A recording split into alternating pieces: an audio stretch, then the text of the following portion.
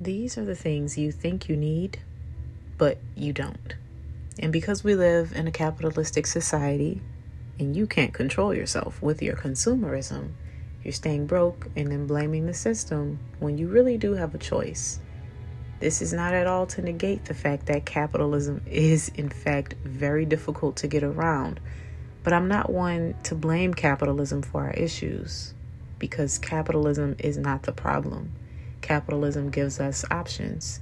Consumerism, our personal decision to shop and how we spend our money, that's the actual problem.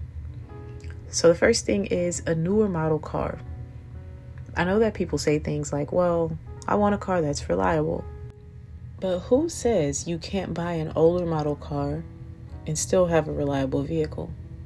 You just have to do your homework. I would also like to add that something that is very prevalent is maintenance, service.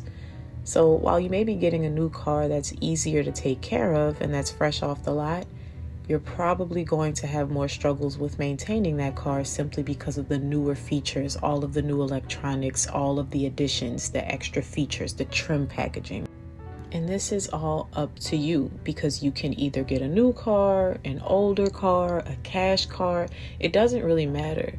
But I'm pointing out the fact that we do have options there. When you need a car, you don't have to go for a new $50,000, $60,000, $70,000 car. You can get a used model that is still newer and more modern, that is also financed if you don't have the money to get a cash car, and you would pay multiple thousands of dollars less for that car. The issue is all cars break down at some point. All cars require maintenance at some point. The question is, are you able to afford a monthly payment, higher insurance, and that maintenance? Or would you prefer to have a lower payment or no payment at all if you decided to buy a cash car, which maybe you had to save up a little bit for? I'm not necessarily saying that you don't need a car. I'm saying that you should weigh your options before you consider buying the freshest, newest car off the lot. And if you are going to buy a used car, make sure that you do your homework, because there's also this talk of the town that, I bought an old car and it didn't really work out for me. But I would venture to say that it is very easy, quite simple, to buy a used car from someone.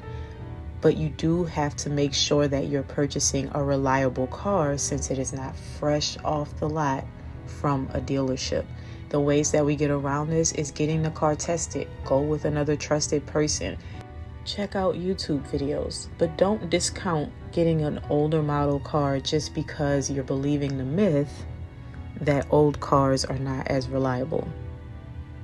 You assess the vehicle, you go through the loops, you test it, you make sure nothing's wrong with it, and then you make your purchase. Number 2 is one of the more obvious ones. Takeout food, convenience items, coffee, things that you really don't need, but you allow yourself to have those things. You can either cut back on these things or skip them altogether. For me, it's coffee. I go back and forth with myself about this pretty frequently, and sometimes I justify my decision to purchase the coffee outside. But I have everything that I need to make the coffee at home. Sometimes I just don't want to. It's just me being lazy.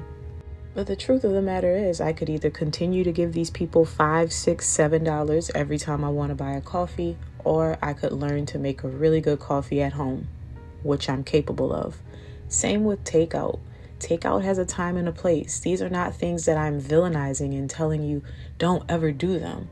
But if you find yourself in a place where you really are struggling and you concern yourself with your finances and you don't know if you have enough money every single month, these are things you should consider thinking about before you splurge on them.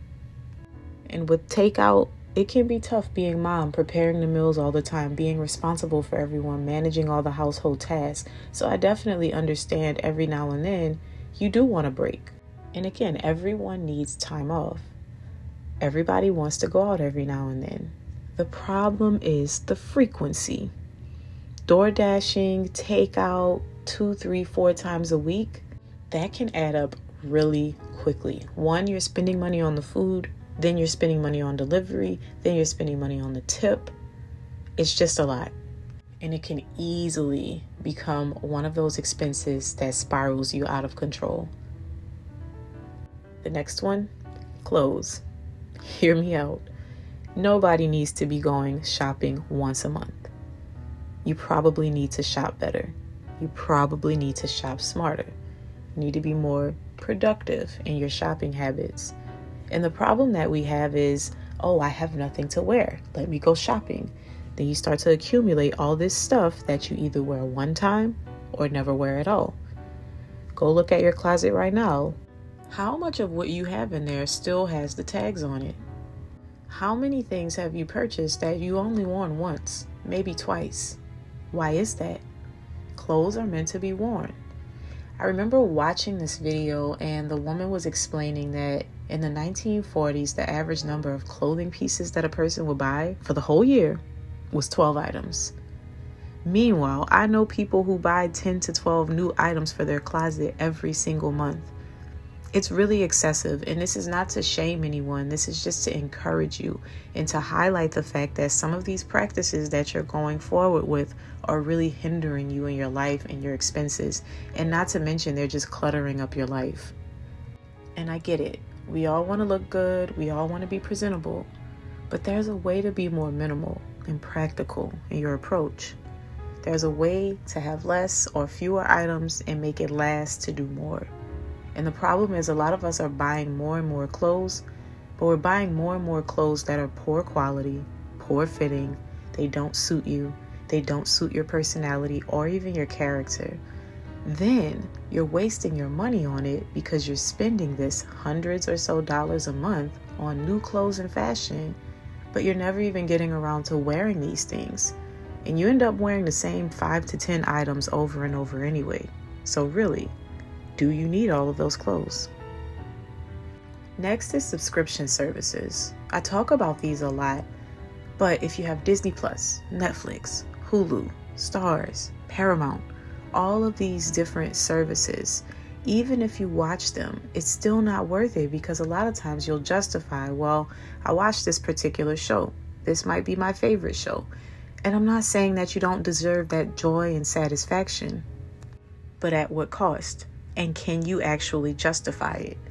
All of the things that I'm mentioning, if you can justify it and that's what you want to do, that is great. I'm just here to flash a light in that corner on those things that you may be overlooking. When we think about looking at services and subscriptions and all of these things that we may very well be using, we tend to think about them in isolation. So while one subscription may be $9.99, another's $5.99, another's $14.99, maybe $19.99, we don't think about them totaling up to $70 to $80 a month. And really, even if you're not taking the $70 to $80 a month and dumping it in savings, think about what else it can be used for. Because I am a firm believer in just because I cut my expenses in one area doesn't mean that I'm not going to spend it elsewhere. You don't have to take this money and put it in savings, but a lot of us have an issue with our finances simply because we are not making it a habit and a practice to cut things that we don't really care about so that we can have more to enjoy ourselves in areas where we do care. But of course, if there's nothing else that you would want to do, why not toss it in your savings? So none of these are meant to guilt trip you, just to give you some considerations to walk away with. Are there things where you can be cutting your spending and spending it elsewhere? Are there things where you're allowing that money to creep up on you and you're not paying attention to it? Are you really struggling, or is some of this self-induced? Just some food for thought. See you in the next video.